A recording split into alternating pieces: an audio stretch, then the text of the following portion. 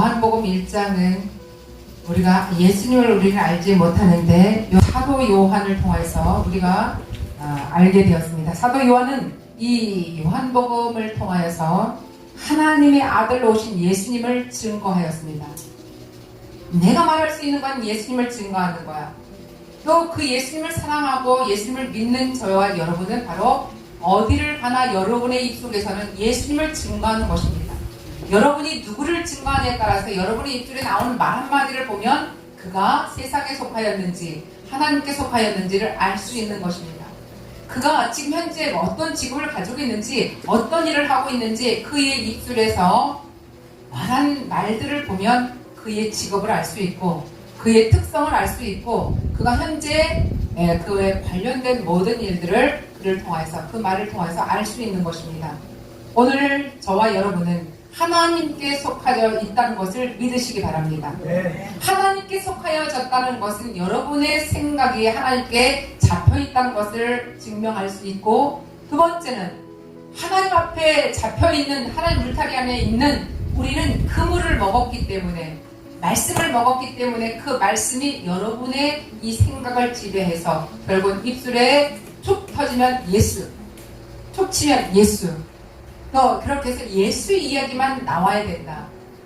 그 근본적으로 여러분이 예수의 생각을 가지고 예수의 마음을 가지고 예수님의 그 뜻을 가지고 계획을 가지고 나갈 때마다 여러분이 세상에 어떤 일을 하더라도 예수의 정신 가지고 예수의 행동 가지고 예수의 계획 가지고 여러분이 말하게 될 것입니다. 그러다 보면 말을 하다 보면 말을 한 번, 두 번 하다 보면 그의 인생 길이, 인생관이 달라지게 되죠. 그의 성격이 달라지죠. 성품이 달라지죠. 모든 것은 그리스도 예수의 성품을 가지고 살아가는 저와 여러분은 반드시 이 땅에서 절망과 환난과 고난 속에 고통 속에 있다 할지라도 우리는 예수 그리스도의 정신 가지고 나가면 100% 세상의 빛이 아니라 생명의 빛으로 여러분을 이끌어가고 여러분이 생명의 열매를 맺을 것을 믿으시기 바랍니다. 우리 한 사람 한 사람 한 인생에 하나님의 사역에 참여한다는 것은 참으로 이 땅에서는 어디다 내놓아도 부끄러움이 없는 아주 영광스러운 일입니다. 그러나 동시에 위험한 일이기도 합니다. 여러분, 요즘에 정치나 나라의 일들 보면 그 위에 위정자들 보세요. 한순간 올라가고 엘리베이터 타고 쭉 높은 곳에 올라가는 것처럼 같지만 거기에는 위험성이 따른다는 거예요. 마지막 뒤에 어떻게 그의 결말이 날지 그 위험성도 같이 붙잡고 가는 거예요. 높이 올라가고 잘 올라가고 내가 취하고 사람들의 영광을 통하여서 올라가고 꼭대기에 올라갔지만 그 뒤에 반드시 뭐가 따른다? 위험성이 따른다는 거예요. 세상에도 이렇고 마찬가지로 하나님 일도 마찬가지입니다. 그러면 하나님 일에는 어떤 일이 있을까? 하나님 일에 올라가면 올라갈수록 누가 뒤에 있어요? 사단이. 누가?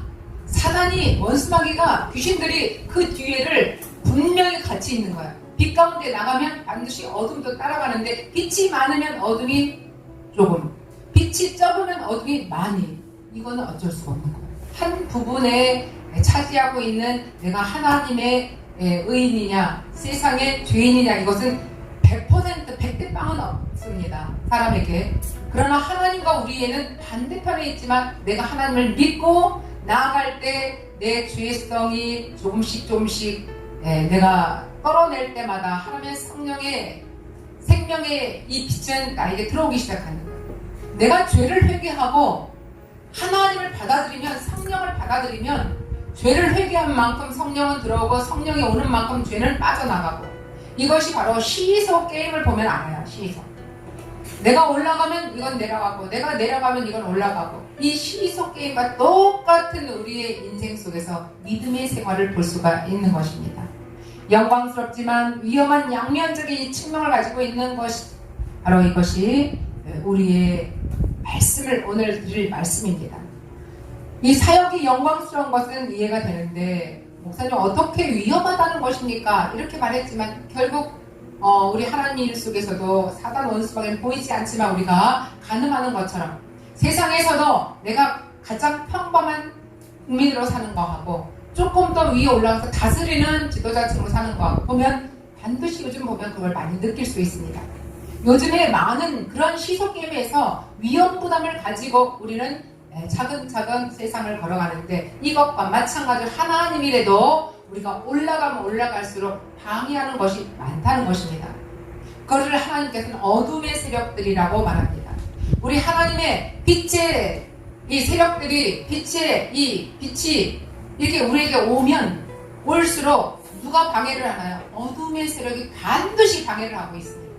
그럼 하나님의 일을 할 때, 열심히 일을 할 때 우리 어둠의 세력을 그냥 침투할 때 우리는 쳐내야 되는 거예요. 근데 내 생각으로 쳐낼 수가 없어요. 예수 그리스도의 이름 가지고만 쳐낼 수 있습니다. 저기 갖고는 안 돼요. 할 수가 없습니다. 왜? 나는 이 세상에서 그렇게 힘이 없어요. 그걸 이길 수 있는 힘이 없어요. 그러나 그걸 이길 수 있는 힘은 하늘에서 아버지가 주시는 그리스도의 영으로만 반드시 이길 수 있습니다. 그 그리스도의 영은 바로 예수 그리스도의 이름입니다. 바로 이것을 우리가 기억하시고 위험하다는 것 선뜻 이해가 가지 않지만 우리가 차근차근 이 본문을 통해서 우리가 나가도록 하겠습니다. 사역이 갖는 위험이다. 그러면 사역이라는 것은 이 땅의 사역이 아니라 지금 하나님의 영적인 사역을 말하게 되는 것입니다. 여러 가지 답이 가능하겠지만 본문과 연관해서 말한다면 이 본문의 35절부터 42절까지를 통해서 말한다면 그것은 사역을 통해서 자신의 영광을 구하는 것입니다. 한마디로 자신의 사람을 만드는 사역으로 치달아갈 수 있는 위험성이에요. 여기서 위험성은 자기를 드러낸다. 자기 것을 구한다. 이 지금 하나님의 이 사역은 뭐예요? 내 것을 내려놓고 아버지의 뜻을, 아버지의 마음을, 아버지의 그 생각을 우리가 가지고 이 사역을 해야 되는데 내 생각을 가지고 일하면 위험하다. 내 욕심을 부리면 위험하다. 내 것을 챙기면 위험하다. 여기서 바로 답은, 위험성의 답은 바로 이것입니다. 나를 주장하면 위험하다. 내 것 주장을 내려놓으면 위험하지 않다. 이거를 여러분이 기억하시면서 함께 또 들어가도록 하겠습니다. 열심히 사역하는 것으로 충분하지 않는 이유가 여기에요. 열심히 일을 했지만 목적이 분명하지 않는 사람들, 열심히 일을 하지만 내가 나를 위해서 일하는 것, 이거는 위험한 거예요. 언젠가는 곧바로 사망 가운데로, 사망의 음침한 골짜기로 떨어질 수 있는 가능성, 위험성을 지금 보는 것입니다.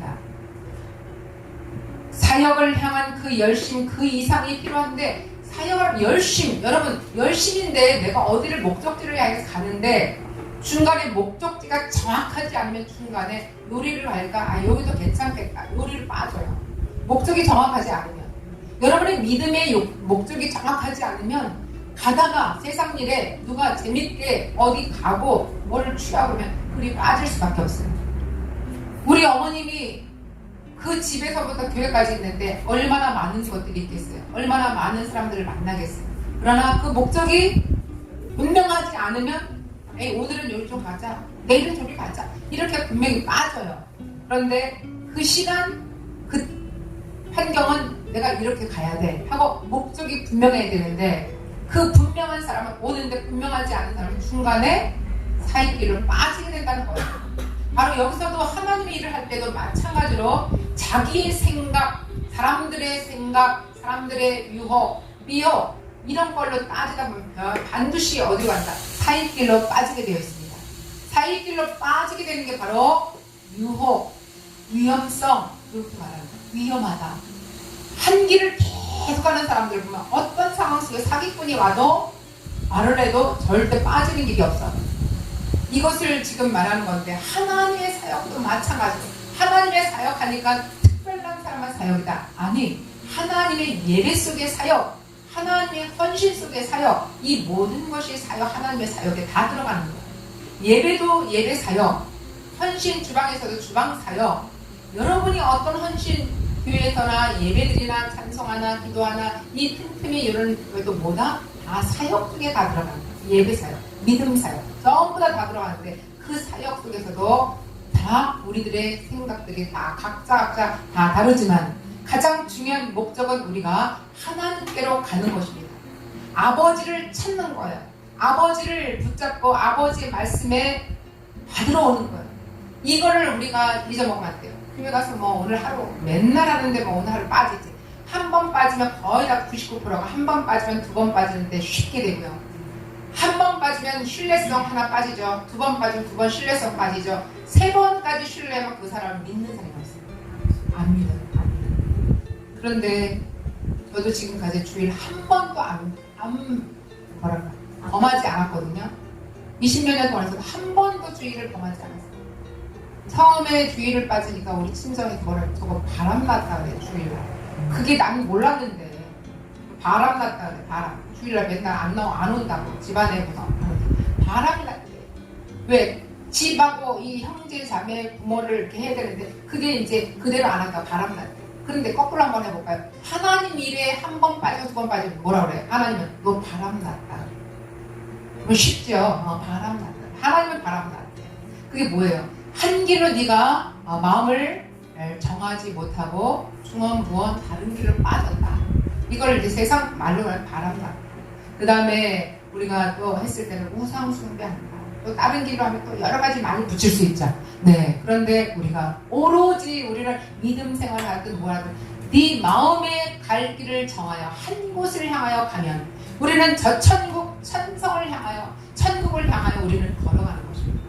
오로지 사람을 골라낼 때도 그 사람이 어떻게 우리가 지금 현재 어떤 마음 가지고 어떻게 한 곳을 향하여 걸어가는가. 그러면 꼭 이 교회가 아니더라도 그 사람을 보면 그 위에 사장은 그 사람을 모르게 돼 있어요. 아, 너는 간삼이 없구나. 너는 성실하구나. 인생 속에서 세상 속에서도 가장 필요한 건 간삼이 없는 사람, 성실한 사람을 뽑습니다. 돈이 많은 사람이 또 회사 사장이, 회장이, 주인이 보면 간삼이 없고 성실한 사람을 뽑듯이 그에게 복을 주듯이 그에게 이끌듯이 이렇게 하는 것입니다. 우리가 사역을 향한 열심 이상이 무엇이냐? 올바른 방향을 가져야 돼요.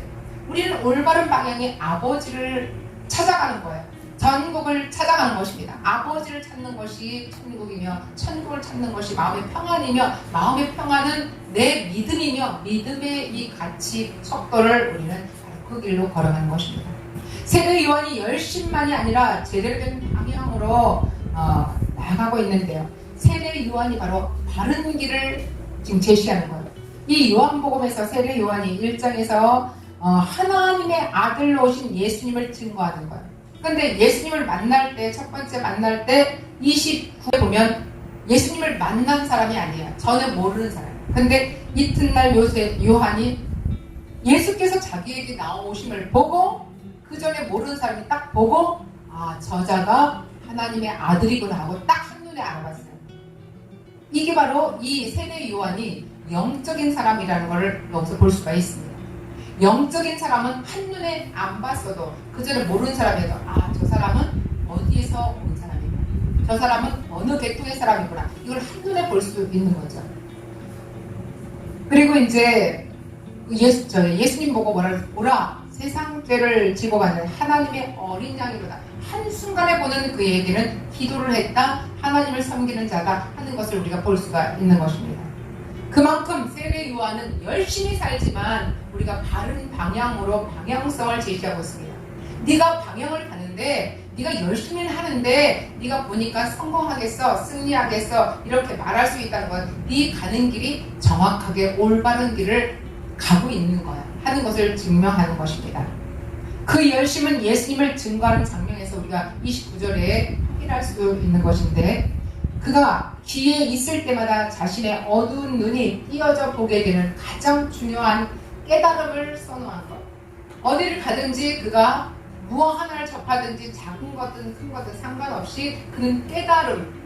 그러면 여러분의 복이 가장 큰 복, 중요한 복은 누굴 만나든지 누가 무슨 말 하든지 좋은 말이든 나쁜 말이든 선한 말이든 악한 말이든 상관없이 그 상황 속에서 환경 속에서 그 말 속에서 여러분이 깨닫기를 원합니다. 깨달으시면 바로 이 세례 요한이 깨닫기를 이분은 선호했다는 거예요. 성경 말씀이죠. 깨닫기를 그는 바른 방향으로 가는지 다른 올바르지 않는 방향으로 가는지 그는 깨닫기를 선호했다는 것입니다. 29절에도 그랬던 것처럼 36절에도 사람들을 향해서 하나님의 어린 양을 보라고 외쳤습니다.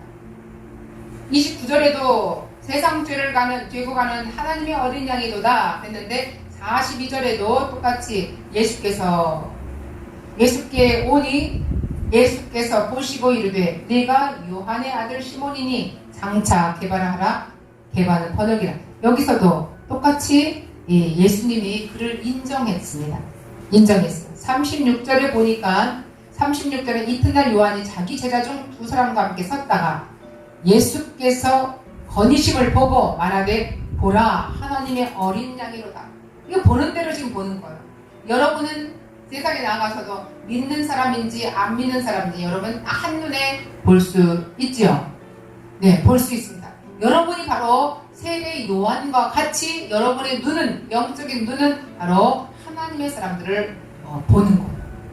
하나님의 사람을 알아보는 겁니다. 하나님의 귀한 사역자들을 알아보는 거예요.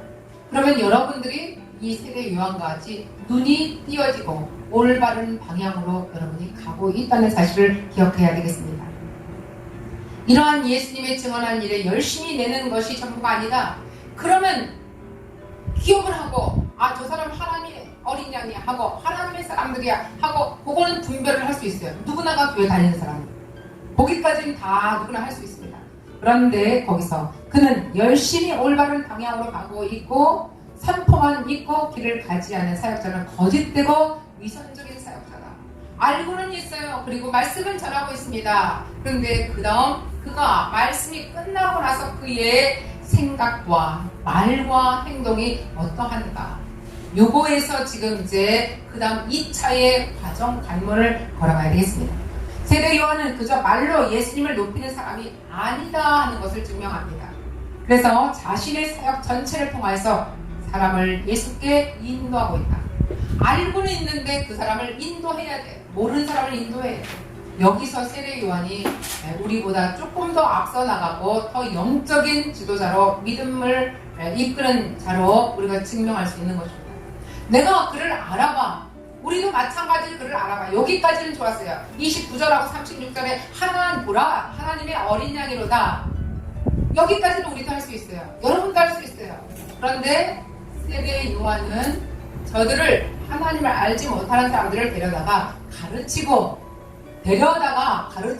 와 보라 하고 교회까지 인도하고 그 다음 가르치고 여기까지 와 보라 말은 했지만 와 보라 하고 손으로 계속 그들이 이끌려서 여기까지 오는 것은 오게끔 할 수 있는 것은 성령의 충만함에 이끌리지 아니하면 그 일을 할 수 없다는 거죠. 여러분 누구나 이야기를 할 수 있어요. 이거 좋아. 그러나 이거 좋으니까 너 사 먹어봐. 사 가져가. 이거 너 하면 좋아. 너에게 유익해 하고 그를 끌어가지고 그거를 그 다음 인도하는 건 그 다음은 쉽지 않다는 거죠. 그걸 뛰어넘어야지 그 일을 하지. 세례 요한이 말한 것처럼 와 보라. 예수님께로 와 보라.